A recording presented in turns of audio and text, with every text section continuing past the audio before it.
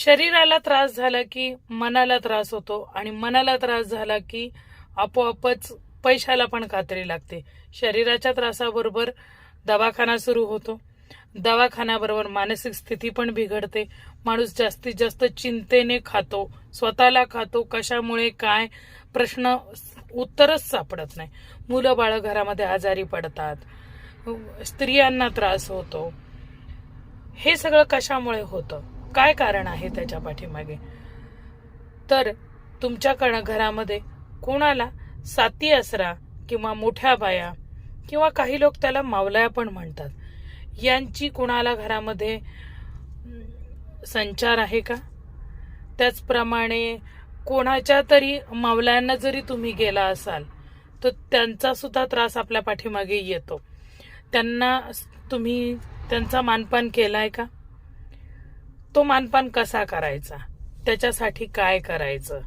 नक्की कशामुळे आपल्या घरातील हे आजारपण आलेलं आहे ह्याचा कुठेतरी विचार करून व्यवस्थित मार्गदर्शन या गोष्टीबद्दल घेतलं पाहिजे. आणि त्या मार्गदर्शनानुसार त्याचा मानपान, त्या देवता आहेत त्या जलदेवता मानल्या जातात.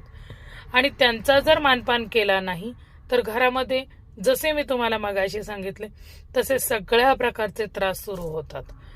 तर त्यांचा मानपान कधी करावा, त्याच्यासाठी काय करावे, कशा पद्धतीने करावं, याची संपूर्ण माहिती तुम्हाला माझ्याकडनं मिळेलच.